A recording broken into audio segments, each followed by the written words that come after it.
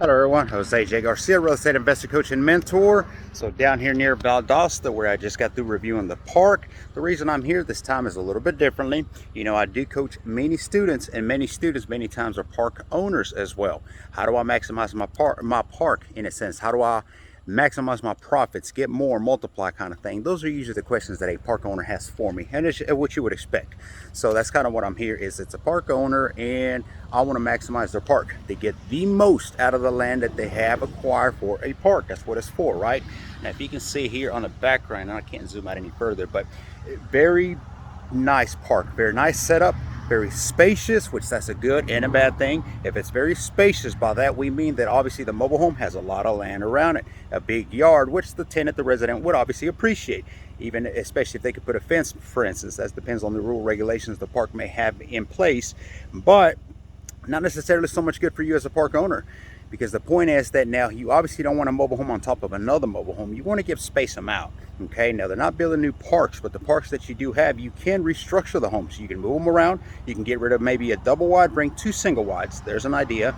Or you can simply, one, fill the pads. If you have empty pads sitting and it's just a piece of land, it's doing nothing but costing you money. That's the opposite of what you got into business for. So here in this example, and I cannot, the whole land is flat, which is very neat, very different. I almost feel like I'm back in Texas, if you will. But it starts from the beginning there and it comes on back. You got this beautiful double wide sitting here, and then right beside it, as you can see, empty pad. There's a problem. And then right beside it, empty pad, empty pad, empty pad, and then some more mobile homes. You know, the first thing that you need to do, because you know it's easy to want to jump in again immediately. Well, I need to go ahead and maybe develop more pads.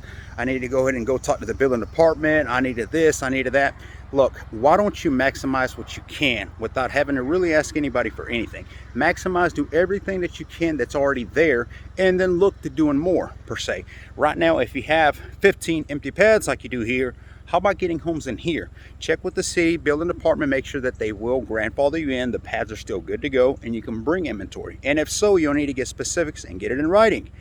What are the size of the mobile homes can I bring? Can I bring single, double wides? Doesn't matter the size, the year, the make. A lot of cities are getting real strict with certain things like that, so you want to abide.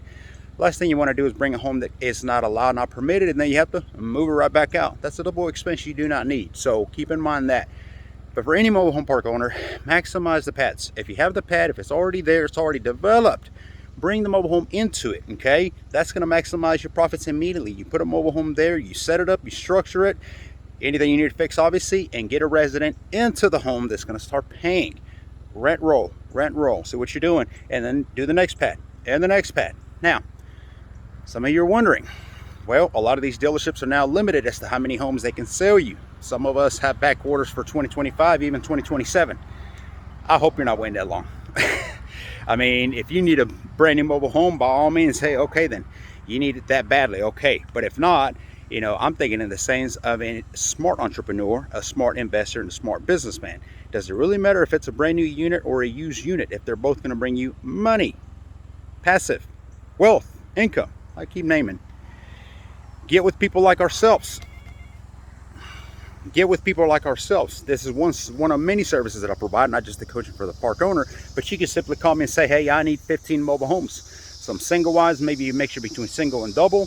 What can you get me? What kind of models? And give me specifics. I'm looking for something more like 90 models maybe. Make sure they're at least a 3-bedroom, 2-bath, size, and maybe this. And if it's certain cities, it has to be pitched roof. You're getting into details at that point, and it's because of the rule regulation. That I understand. Gets a little trickier, gets a little harder to shop for that because we have to browse more into the community, but it does not mean we cannot get them.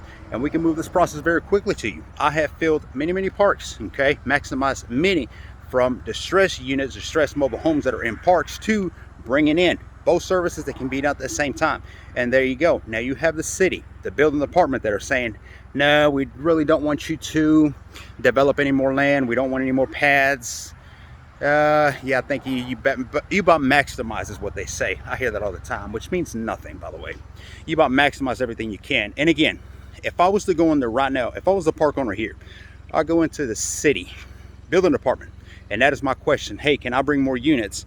And they know that there's 15 pads available here. What do you think they're sensing in that? You see what I'm saying? It's the way you structure yourself. How about you maximize these pads and then approach more from this standpoint?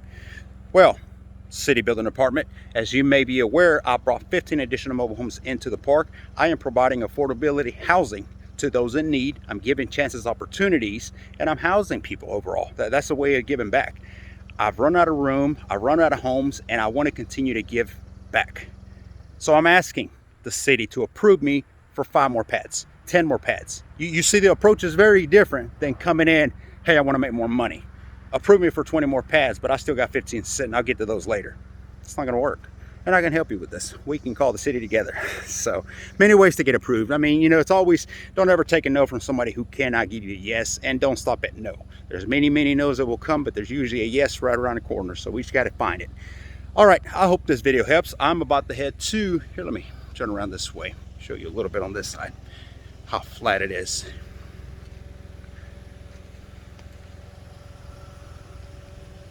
I want to increase the value of the home, of the park as well. Pave this, I've already told you.